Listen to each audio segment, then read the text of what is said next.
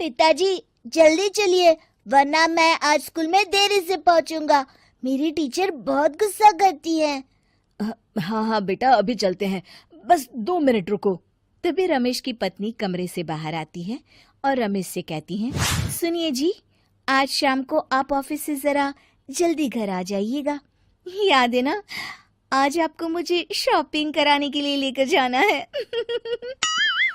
अरे भाग्यवान, इस महीने हाथ जरा तंग है।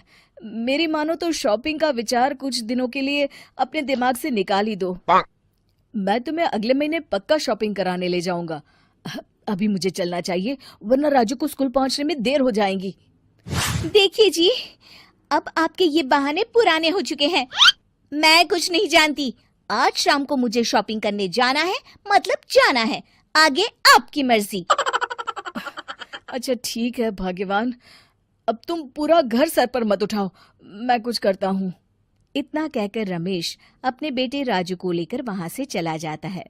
घर से निकलने के लिए रमेश जैसे ही अपनी मोटरसाइकिल शुरू करता है, तभी उसकी माँ उसे आवाज देकर कहती है, अरे रमेश, आज शाम को मुझे कुछ पैसे दे देना। याद है ना, मैंने तुझसे कहा था कि मुझे मंदिर में चढ़ावा चढ़ाना है।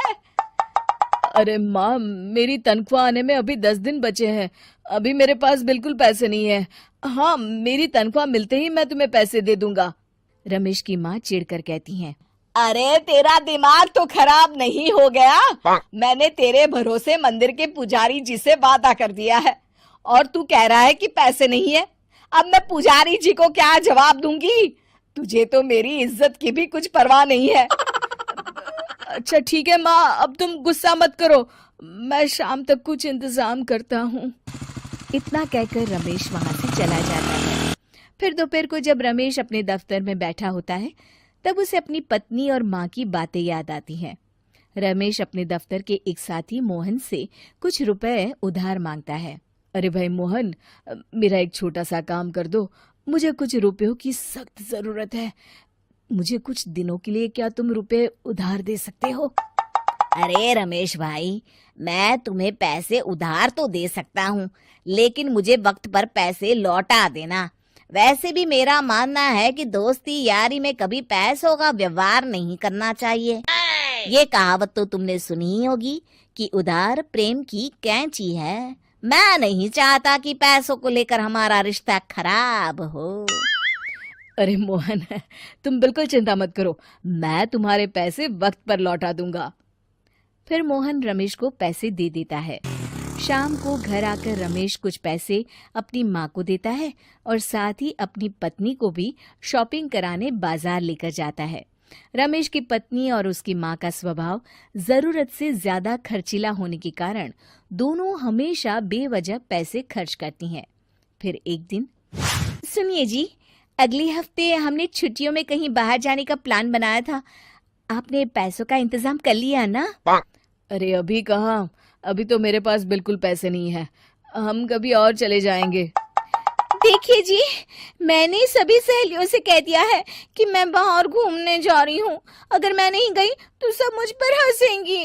आप कहीं से भी पैसों का इंतजाम कीजिए जी। इतना कहकर रमेश की पत्नी वहां से चली जाती है। वहीं दूसरी तरफ रमेश की माँ भी तीर्थ यात्रा जाने की जिद करती है और रमेश से पैसे मांगती है।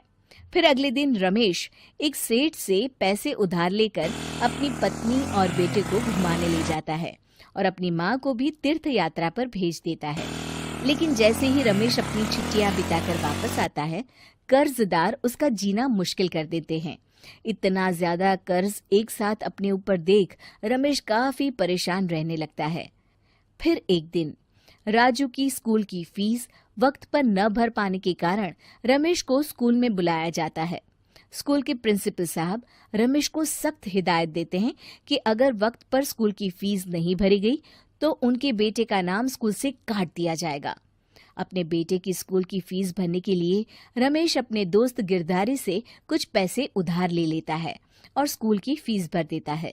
रमेश की माँ और उसकी पत्नी खर्चे और घर की जिम्मेदारी संभालते संभालते धीरे धीरे रमेश पूरी तरह कर्ज में डूब जाता है और तभी एक दिन दफ्तर में काम करते समय रमेश की तबीयत अचानक बिगड़ जाती है और वो बेहोश होकर गिर पड़ता है। उसे जल्दी से पास के एक अस्पताल में भर्ती कराया जाता है। रमेश के घर वालों को ये बात पता चल जाती है तो वे सभी अस्पताल पहुंचते हैं। अस्पताल के डॉक्टर साहब उन्हें बताते हैं, देखिए, देर रात तक जागने और जरूरत से ज्यादा काम करने की वजह से इन्हें चक्कर आ गया था। बेहतर यही होगा कि इन्हें कुछ दिनों के लिए पूरी तरह आराम करने दिया जाए।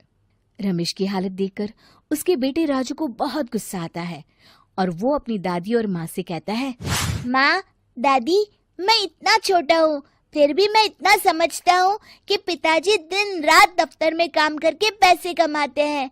पिताजी अकेला पूरा घर संभालते हैं और आप दोनों अपने फिजूल के खर्चों के लिए उन पर दबाव डालते रहते हैं। आज पिताजी की हालत के जिम्मेदार तो आप दोनों हैं। राजू की समझदारी भरी बातें सुनकर रमेश की माँ और पत्नी को अपनी गलती का एहसास होता है और दोनों की आंखों में आंसू आ जाते हैं। फिर कुछ दिनों के बाद रमेश की तबीयत एकदम अच्छी हो जाती है और वो पहले की तरह अपने काम पर जाने लगता है।